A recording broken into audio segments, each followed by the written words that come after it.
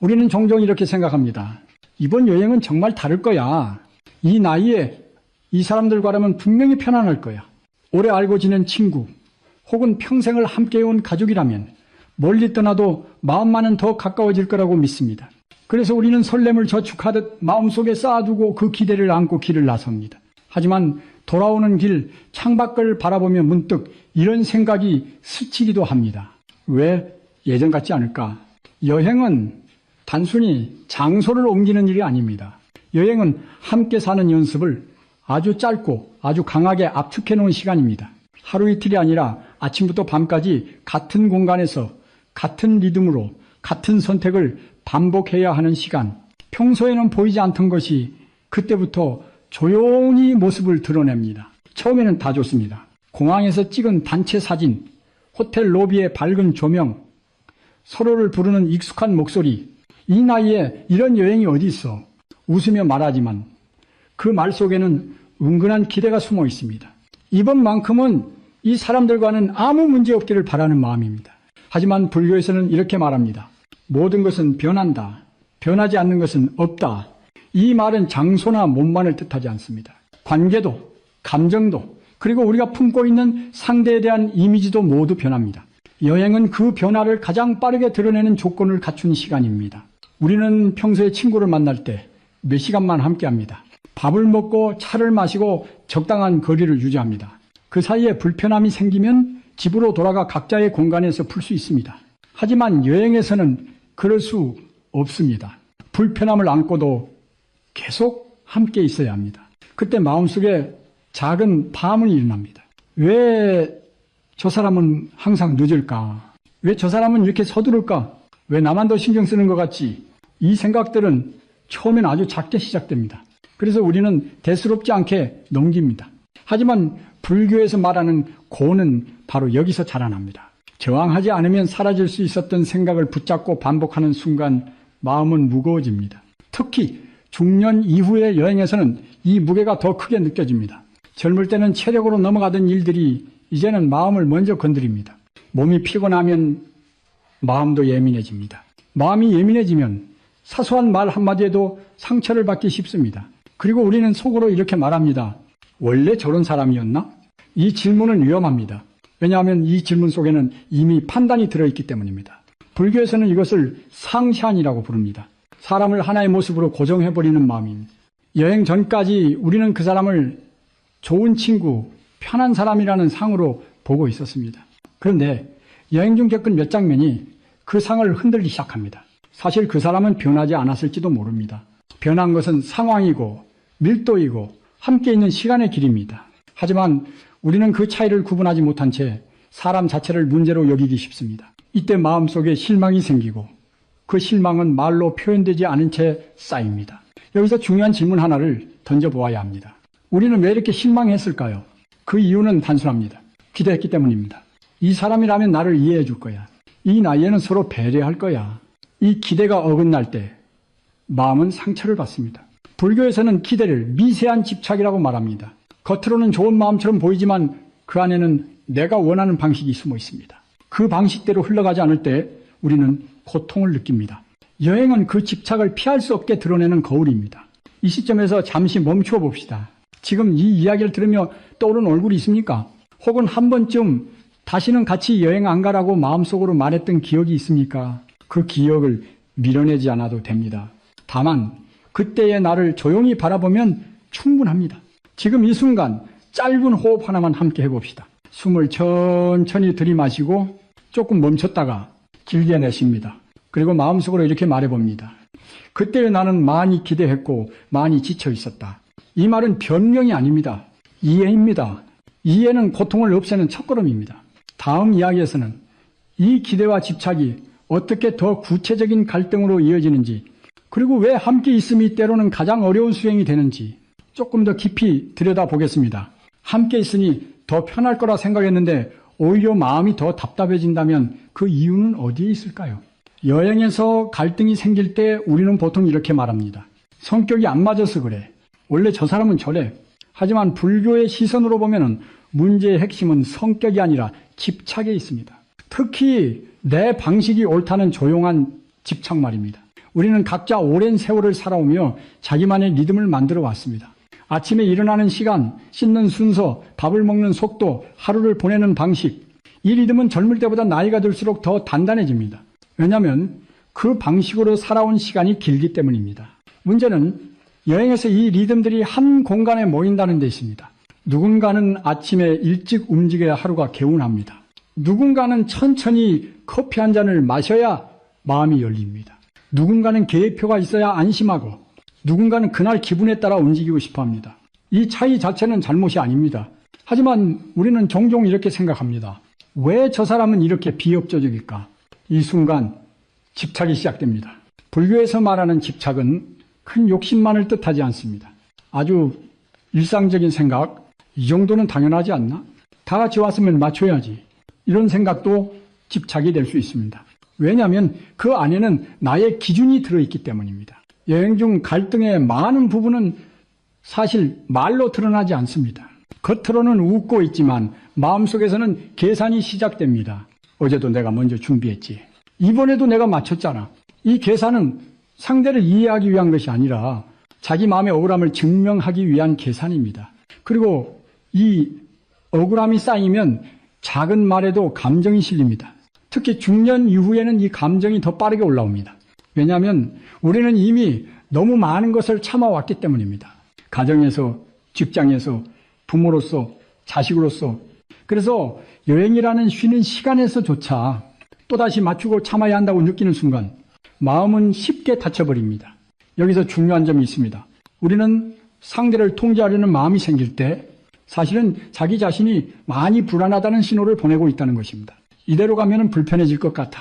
내가 손해보는 것 같아. 이 불안을 인정하지 않고 상대를 바꾸려 들 때 갈등은 깊어집니다. 불교에서는 고통의 원인을 이렇게 설명합니다. 원하는 대로 되지 않을 때 마음이 저항하면 고가된다.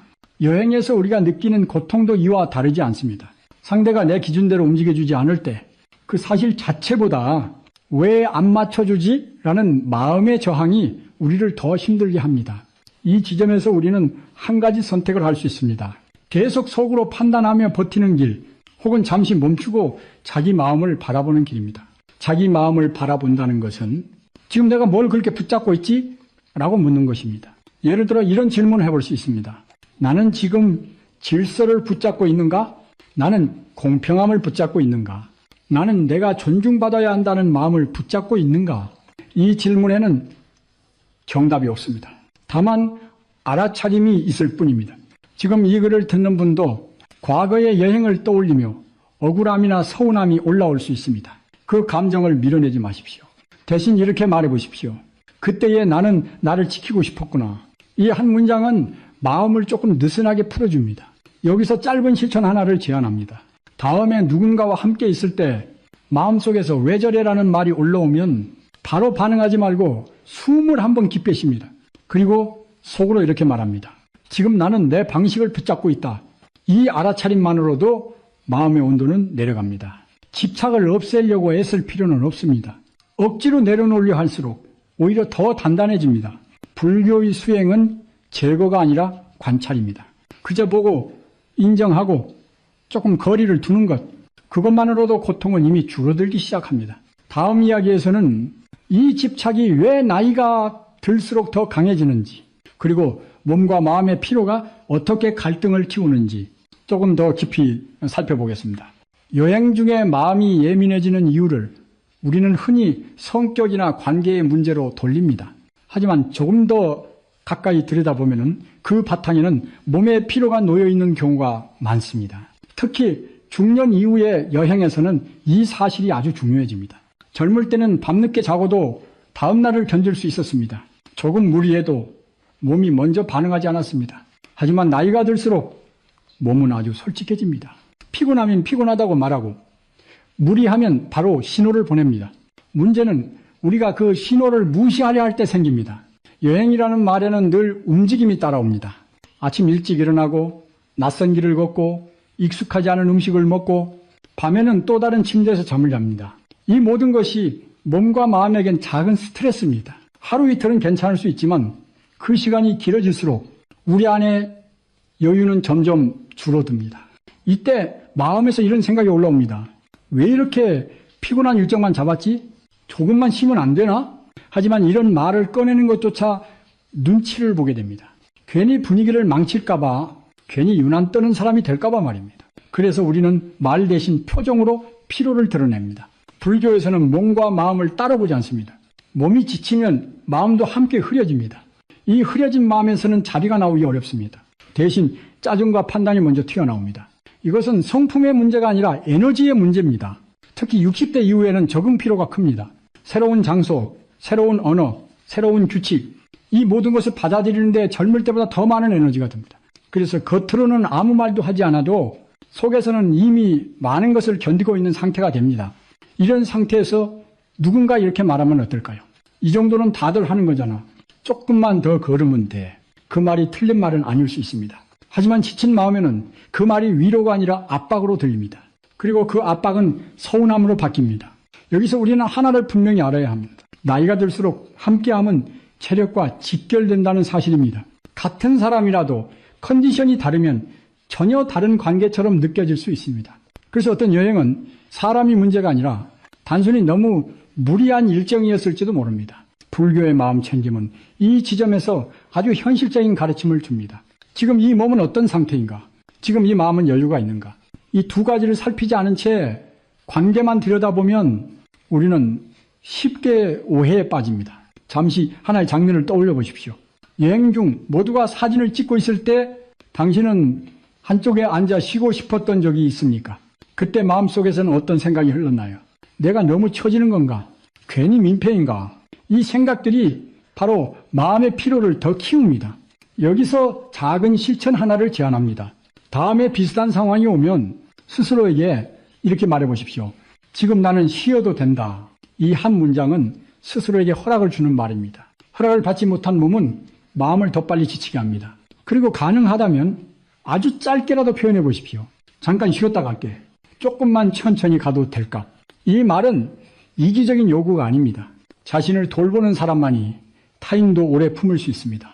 여행에서 생긴 많은 갈등은 사실 사람 사이의 문제라기보다 몸을 너무 몰아붙인 결과일 수 있습니다.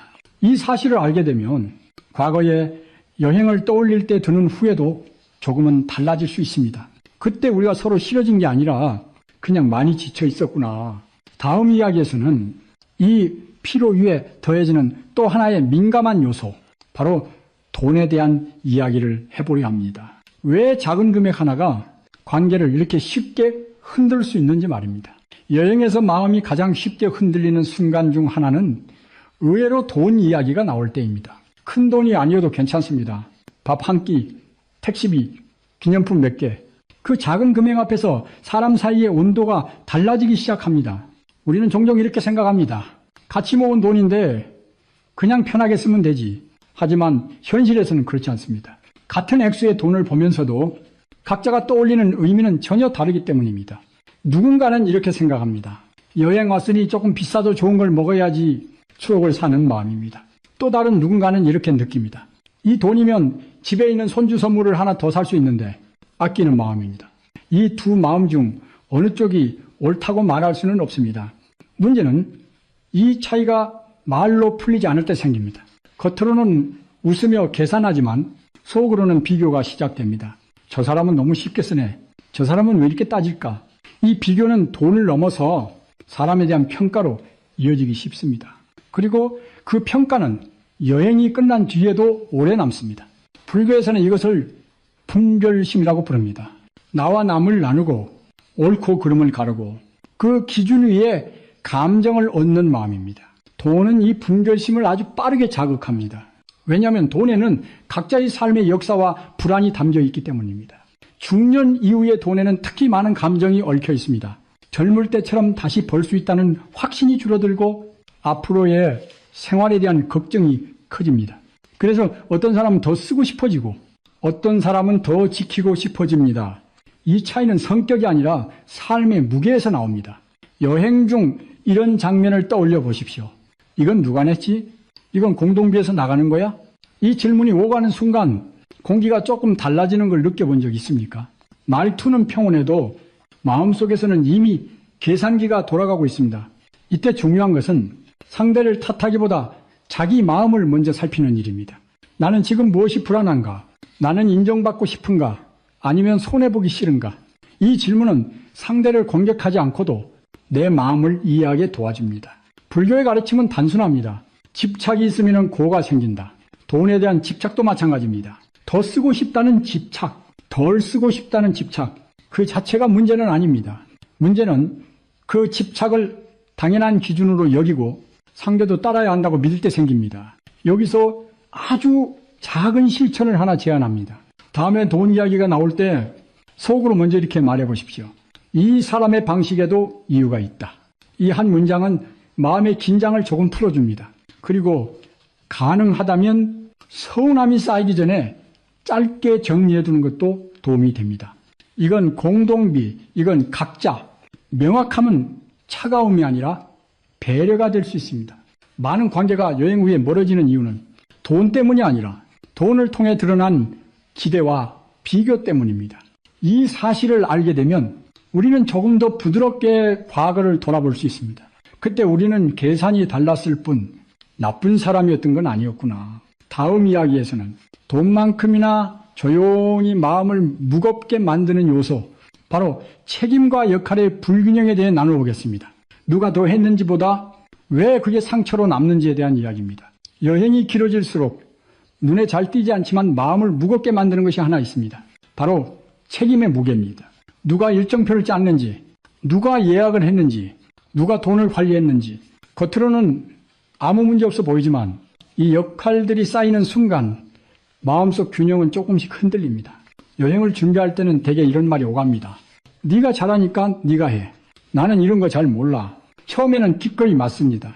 필요하다고 느끼고 관계를 위해서라고 생각하기 때문입니다. 하지만 시간이 지나면 마음 한켠에서 다른 소리가 들립니다.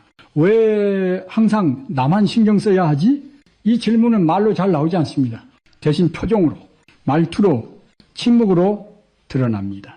그리고 그 침묵은 오해를 낳습니다. 맡기던 사람은 이렇게 생각합니다. 원래 저 사람은 이런 걸 좋아하잖아. 하지만 맡은 사람의 마음은 다릅니다. 좋아서 한 게 아니라 필요해서 한 거야. 불교에서는 이것을 당연시함이라고 부릅니다. 상대의 노력을 알아차리지 못하고 늘 그래왔다는 이유로 고마움을 잊는 마음. 이 마음이 반복되면은 작은 일도 부담이 되고 부담은 서운함으로 변합니다. 특히 중년 이후에는 내가 왜 아직도 이런 걸 해야 하지?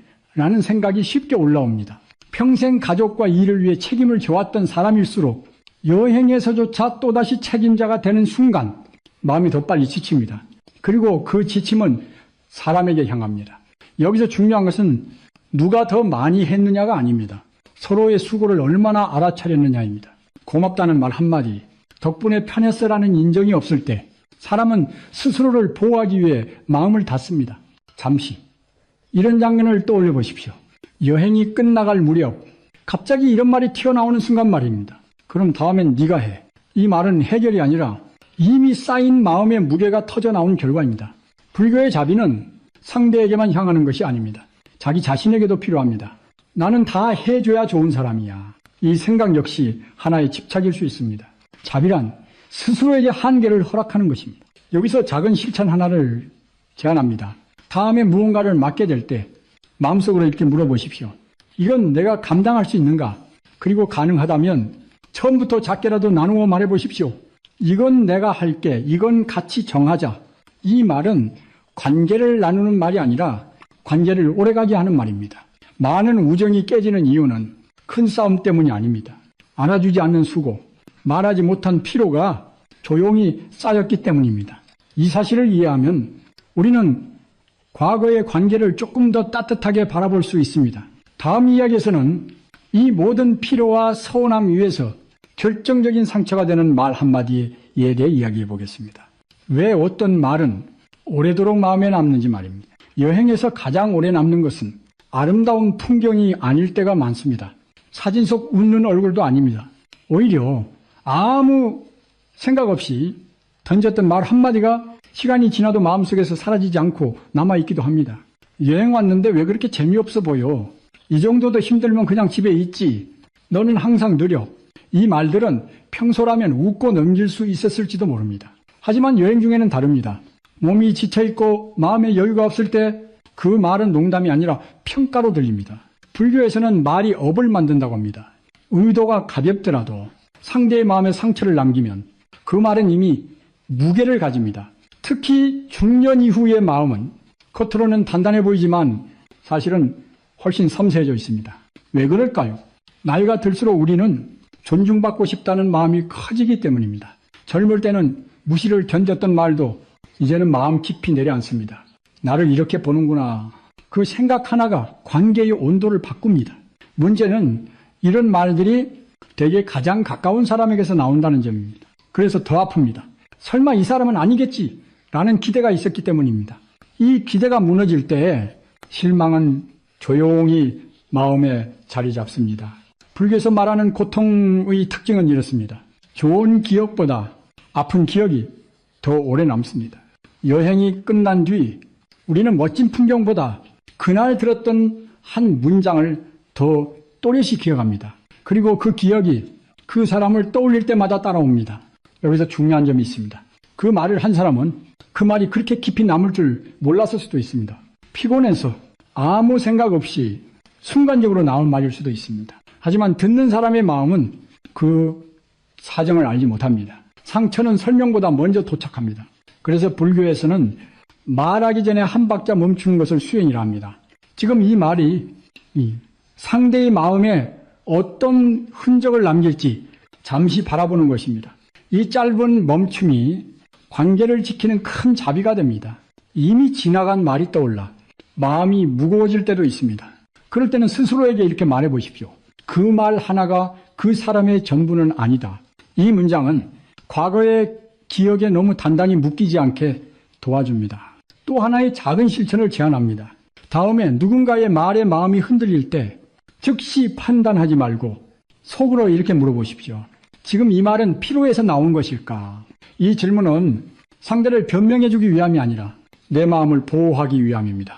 여행에서 관계가 멀어지는 이유는 대개 큰 싸움이 아니라 이렇게 쌓인 말들 때문입니다. 그리고 우리는 그 말들을 통해 사람 전체를 판단해버리기도 합니다. 다음 이야기에서는 이 한 번의 경험이 어떻게 그 사람에 대한 기준이 되어버리는지, 그리고 왜 그 기준이 관계를 더 멀어지게 만드는지 함께 살펴보겠습니다. 한 번의 여행이 끝난 뒤 우리는 종종 마음속에서 조용한 결론을 내립니다.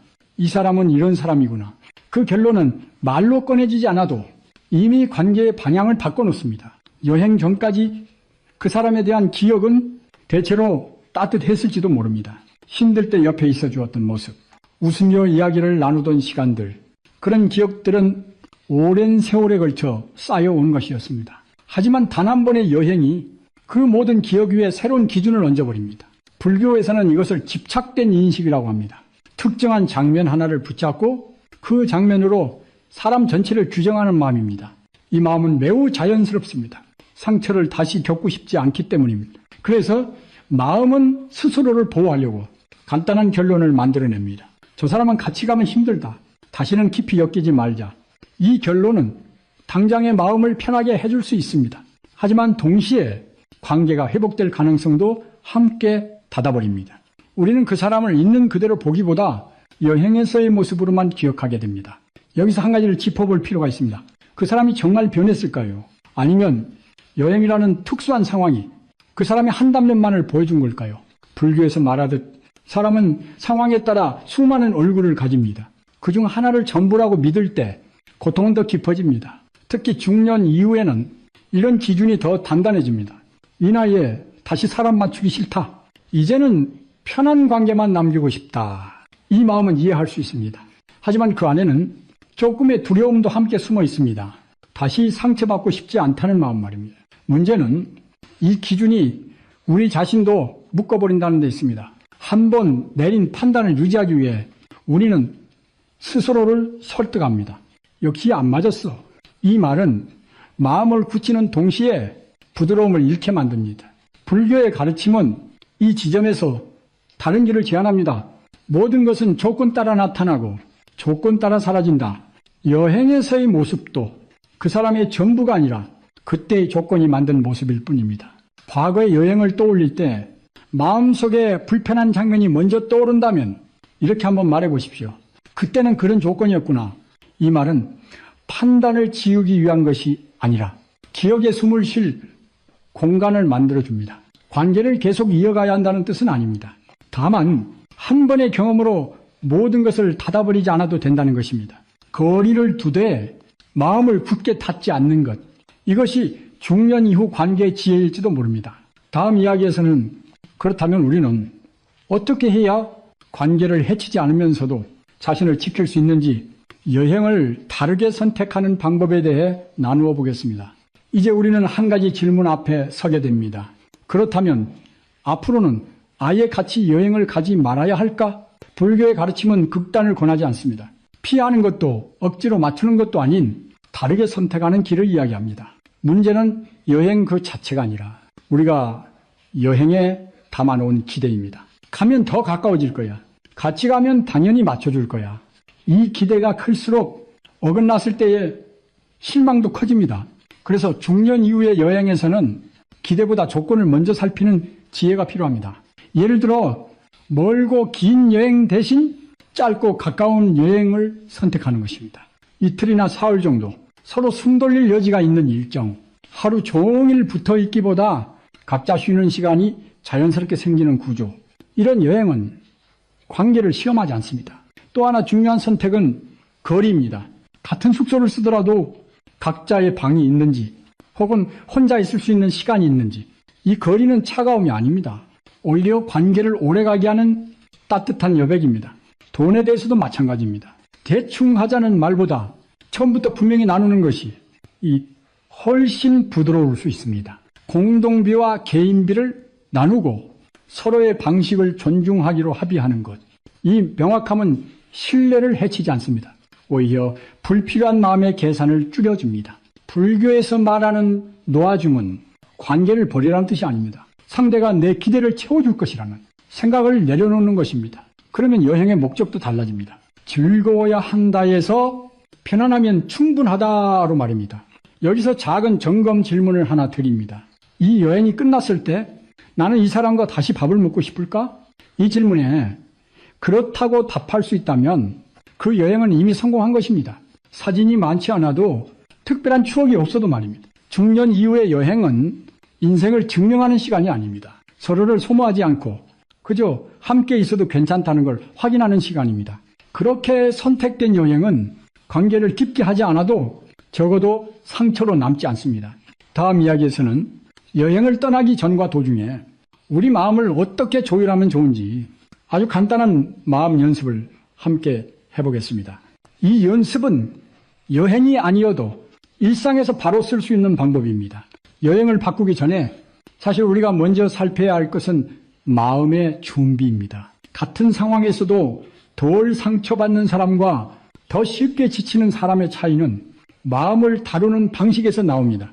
여기서는 복잡한 수행이 아닌 중년 이후의 삶에 바로 쓸 수 있는 아주 단순한 마음 연습 3가지를 나누고자 합니다. 첫 번째는 멈춤과 호흡입니다.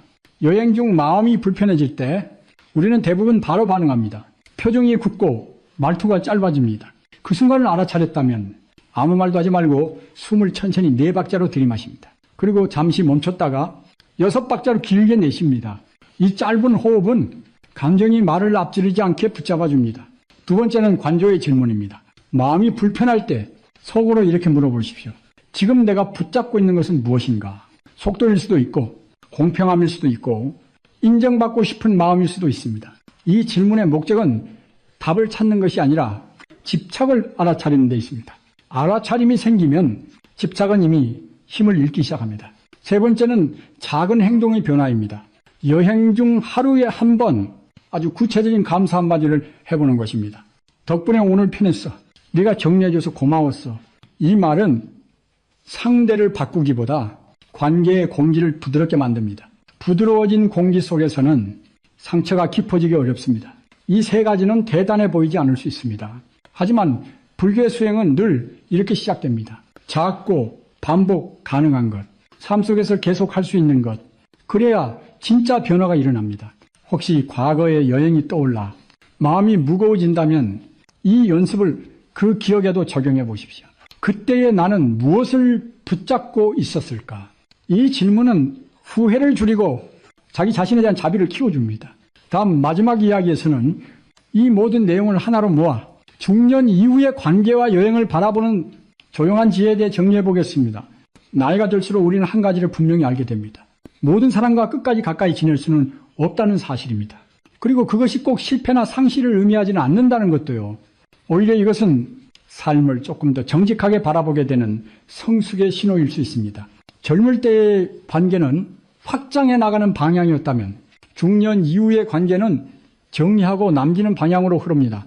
더 많이 만나기보다 더 오래 갈 수 있는 사람을 남기는 일, 이 과정에서 우리는 자연스럽게 거리의 감각을 배우게 됩니다.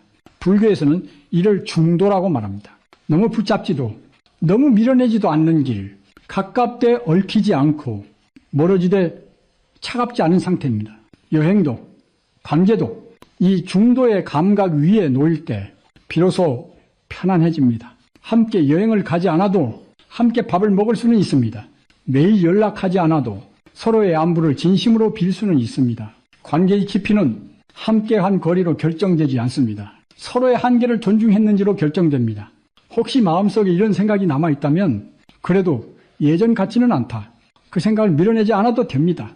모든 관계는 형태를 바꾸며 이어집니다. 그 변화는 배신이 아니라 시간이 만든 자연스러운 흐름일 수 있습니다. 불교에서 말하는 무상은 붙잡을 것이 없다는 말이 아니라 붙잡을 필요가 없다는 깨달음에 가깝습니다. 사람도 여행도 관계도 그때 그 모습으로 머물 수 없다는 것을 받아들이는 순간 마음은 훨씬 가벼워집니다.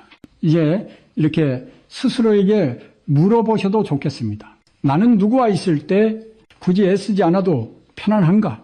그 사람이 꼭 함께 여행할 사람일 필요는 없습니다. 차 한 잔을 나누어도 괜찮고 가끔 안부를 묻는 사이여도 충분합니다. 중년 이후의 행복은 큰 추억을 만드는 데 있지 않습니다. 상처를 만들지 않는 선택, 마음을 소모하지 않는 거리, 그리고 나 자신에게 자비로운 태도, 이 세 가지가 쌓일 때 삶은 조용히 안정됩니다. 지금 이 이야기를 끝까지 들으신 당신이라면 이미 충분히 잘 살아오셨습니다. 이제는 더 잘하려 애쓰지 않아도 됩니다. 그저 나와 발맞춰 걸어줄 수 있는 사람과 조금 천천히 걸으면 됩니다.